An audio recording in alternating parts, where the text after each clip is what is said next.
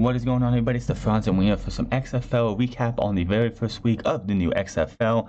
If anybody has been paying attention, the XFL is a revival of what happened in 2001, the league that just stunk up so badly after 10 weeks and 8 teams. It floundered and was known as a laughingstock. This time around, the first time they announced it in 2000, brought it out in 2001. 7 months they hyped this thing up in 2001, and they did a draft way late, put these teams together, had maybe 2 weeks of camp, or not even that probably, and expect to go out there and give you a good product. The ball was terrible. It was a rubberized ball, like football, that was too slippery if it got wet and everything, and it was just a big disaster. This time, January of 2018, Vince McMahon comes out and says, we're going to be reviving the XFL, and we're going to make it right because it's going to be a 2-year grace period. Now, in the meantime, we had the AAF last year, and they made the same mistake that Vince McMahon did in 2001. They didn't have the capital, first off. They wanted a year. The reason that the AAF failed, besides just capital, is that they jumped ahead because they wanted to get the leg up on the XFL. If they were to be successful after one season, people would be watching that over the XFL, and it floundered, and it fell out. One, because of bad mistakes by the ownership, and two, just not having what they needed. Now, this was the start. 4 games. DC versus Seattle. The LA Wildcats versus Houston Roughnecks. Tampa Bay Vipers versus the New York Guardians, and the Dallas Renegades versus the St. Louis Battlehawks. Those are your 8 teams. Those were the 4 games. And the consensus is right now is that the XFL had a good, fun opening weekend. A lot of positive, not everything. You can't make everybody happy. There are people out there ridiculing it, saying it sucks ass. Maybe they watched the Tampa Bay Vipers stink up the joint because they just couldn't get their offense done. But one thing that people do need to realize is that this isn't going to be NFL quality anytime soon. This is going to have its own rules. It's going to use a lot of the rules from the NFL, but it's also going to use rules from other places, like the college rule of the 1 foot down. They don't need 2, they need 1 foot for a completion, which I like better than trying to have players try to get 10 toes down. They only need 5. The kickoff, where the kickoff is different, where on the opposing side, the receiver side of the ball, you have the offense and the defense at the 30 and the 35 respectively. Kickoffs, I didn't know this portion of it. I don't remember them reading it when they showed this rule book off, that the ball has to be in between, like past the 20. If it lands outside of the 20, like the 21 or later, and then it's a penalty, and the ball goes to the opposing's 45-yard line. Did not know that. Now, they also learned from, I believe, one kickoff, if the ball falls into the end zone, it comes out to the opponent's 15. So that to the receiving team's 15, I think is why I got that right. Also, the punt return is a little different. I guess they didn't do the halo rule. The halo rule, which they talked about wanting to do, which is 5 yards around this player who's trying to punt the ball, because they didn't want to have any fair catches. But I see that rule didn't make it. They also have a ball spotter, somebody wearing a red cap, has no flags, still wears a referee shirt, has a pouch on his side with footballs to spot the ball. That's all he does. 25-second play clock, which speeds it up. The clock is supposed to be continuous until we get to the last 2 minutes, and then it changes. And this rule was not expanded on until we got to games. At the 2-minute warning for the second quarter and the fourth quarter, with the ball, when the ball is caught and the ball is down in bounds, the clock stops until the ball is spotted. As soon as the ball is spotted, 5 seconds run off the play clock, then the clock starts. If it's an incomplete pass, the game clock stops completely, and it starts back up on the snap. I really like that. I think It does open the playbook for everything. You don't have to just run and gun. You can sit there and think for about 2 seconds what you want to do. And I think that is a good thing that they've done. 10-minute half times, which is awesome. No overtimes this time around. We did have ourselves 2 come from behind wins. Well, we had 2 come from behind wins, 1 blowout, and 1 that went down to the wire back, and that scoring kept going back and forth. So that's a positive for me. So we are going to start off with our first game of the week, which was the XFL debut of the Dragons of Seattle and the DC Defenders. DC Defenders beat the Seattle Dragons 31-19 in the opening game. Now, one thing that Vince McMahon tried to tout about this league is that he wanted to get games under 3 hours. And honestly, I don't see that happening. This is professional football with injury stoppages and other factors of the game, celebrations, yada, yada, yada.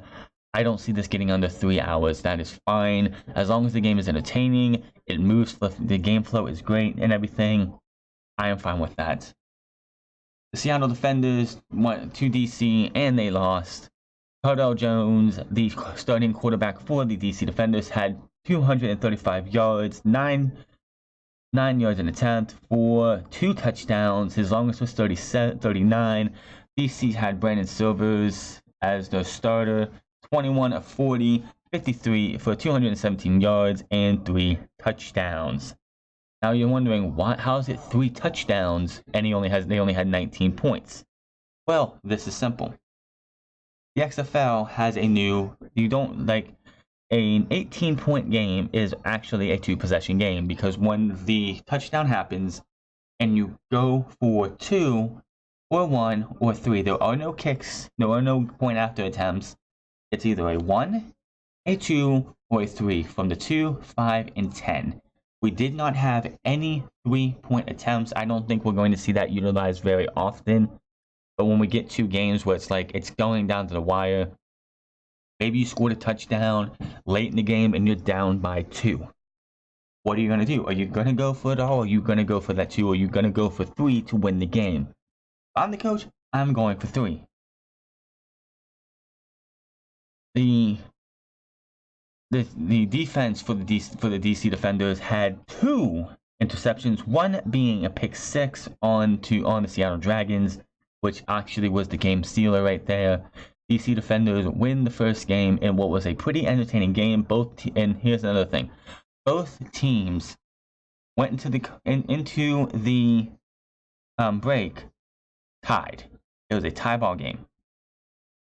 DC stopped the Seattle Dragons from scoring all but 1 touchdown in the fourth quarter and in the third quarter to keep this a close game.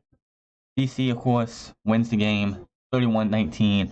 Not much else I can say about it then. DC, like Cardell Jones, the star quarterback, has not lost a game he has started from college to now. Eli Rogers, with 6 receptions, 73 yards, is the leading yards getter for the DC Defenders. Austin Perel, I think is his name, had 5 receptions and 2 touchdowns. He was the leading guy for the DC Defenders. For the Seattle Dragons. Kenneth Farrow, 7 attempts, 41 yards rushing. Jay Presley, 12 attempts, 31 yards for running. Longest was 14 and 19 respectively. Cardell Jones, of course, trying to get his running game on too, which helped extend the drive. A lot that you saw in this game. There was a lot of firsts. This was, in my opinion, the biggest game of the season for XFL. If this game would have been a dud, if these two teams would have went out there and just flatlined, if it would have been just trash football, terrible plays, everyone's missing balls left and right, nothing's going on, and we would have had a score of 6-3 or 3-0 coming out of this game, I don't think the Wildcats, Roughnecks game, Vipers, Guardians, Battlehawks, and Renegades would have been watched by anybody. I think the XFL put a good foot down for this first game, and the XFL is going to keep building better. That is the XFL's first game of the year. Let's get into the second game. Houston Roughnecks take on the LA Wildcats and beat them 37-17. PJ Walker is the MVP of the week. He is the player of the week. He had a fantastic game. I never heard PJ Walker until on Saturday. 23 completions, 217 yards, 4 touchdowns. He did throw a pick, but it was the PJ Walker show from the start of the game, hitting that 50-plus yard touchdown pass with the third play of the game. Dude was just all over the place. On the LA Wildcats sides, they have a little bit of a QB dilemma. They had Knopf as the quarterback for the majority of the game, but then for some reason in the second half, they tried to go to McClendon, and it just didn't work out. He was 1 for 4, 25 yards. He had 1 pick. Knopf had 1 touchdown and a pick. Not a good day for the LA Wildcats. They got hammered in the second half. They were down. I believe they were up at the end of the first half. They were up at the end of the first half, and I believe that this was the game. They had a chance to get a field goal. I believe it was at the end of the half, and time just expired on them. They did not score a single point in the second half. The LA Wildcats got beaten down 37-17. This was a good game for DC for the Houston Roughnecks. Defensively, Houston had 2 picks, while the LA Wildcats had 1.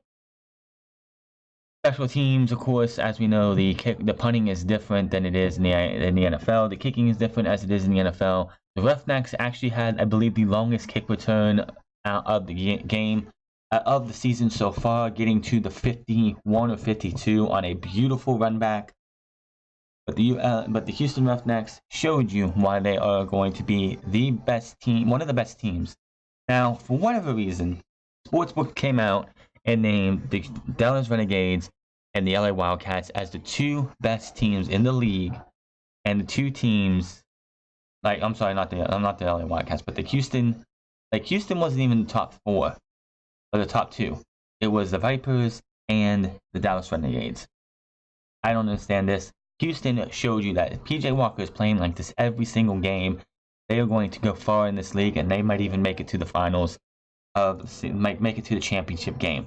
I'm going to leave my predictions for who's going to make the playoffs until we get to week 4 or 5, halfway through the season.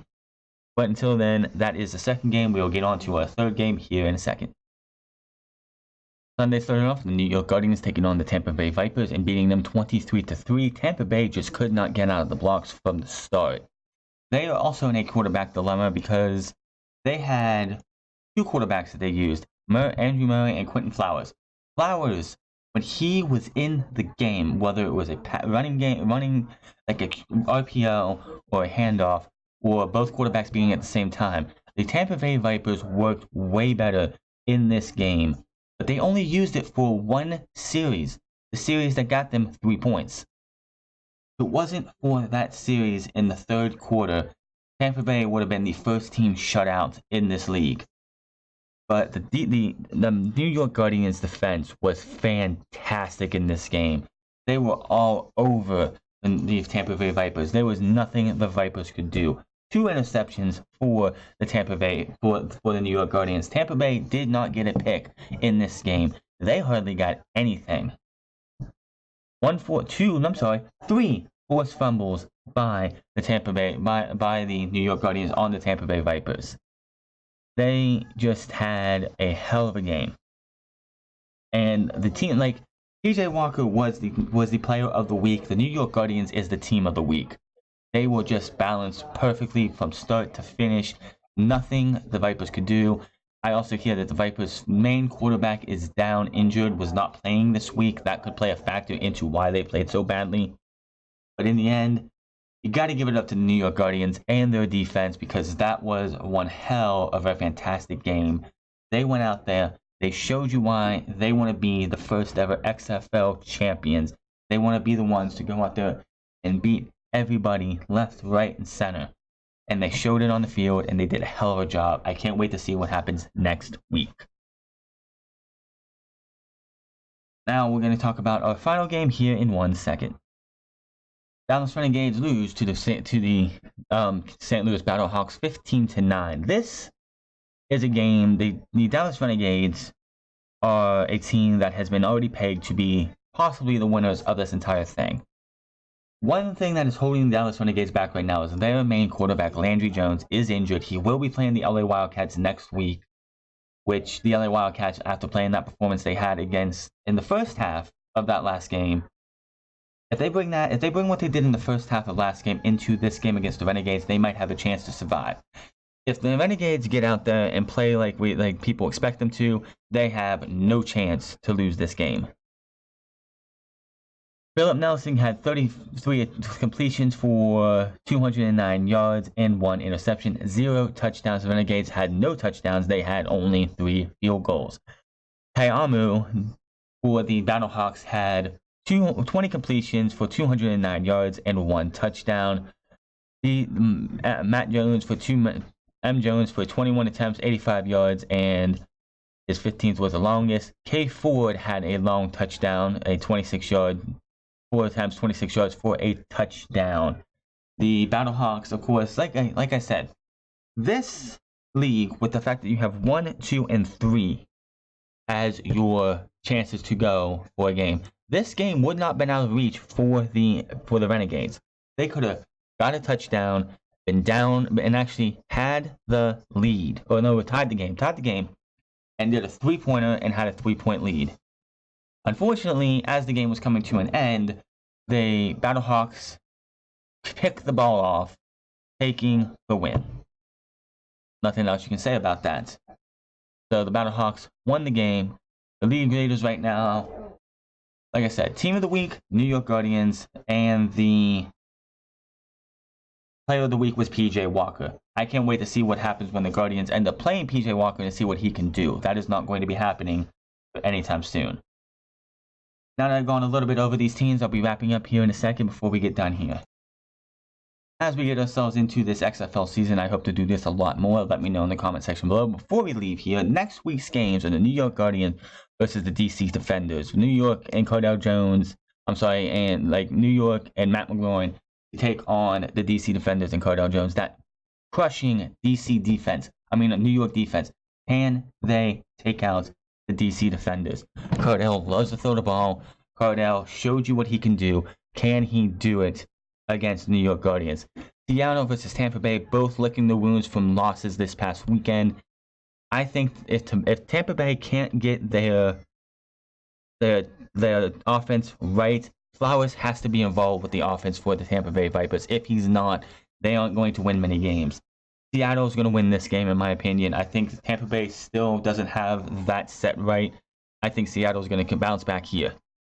Dallas versus the LA Wildcats. The other two, it's kind of funny because this week coming up, everybody who won plays each other. Everybody who lost plays each other. So we could possibly have everyone be 1-1. We could have a couple 1-1s or 2-1 and 2-0s. We're gonna have at least 2 2-0s, 2 1-1s, and 4 1-1s. We're gonna have 4 1-1s, 2 0-2s, and 2 2-0s. It's going to be interesting to see what happens.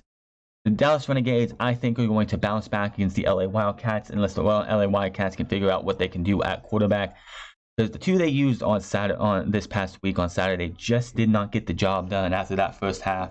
Knopf did what he could do. McClendon looks like he's not ready at all to be in that spotlight. So I'm going to say the Dallas Renegades are going to win this game. The St. Louis Battlehawks and the Houston Roughnecks. This one is going to be interesting. I think this one is going to be, if PJ Walker comes out, here's the thing. If PJ Walker comes out and plays like he did against the Wildcats, the Battlehawks have no chance. If Ta'amu comes out and plays as well as he did against the Renegades, they might have a chance, but something's going to have to give there. Which defense comes out there and gives you a chance? If you're going to be doing any DraftKings or FanDuel, I would definitely look into PJ Walker as your starting quarterback. The defense for the Guardians is definitely a must, in my opinion. Outside of all 8 teams, the New York Guardians had the best defense of the week.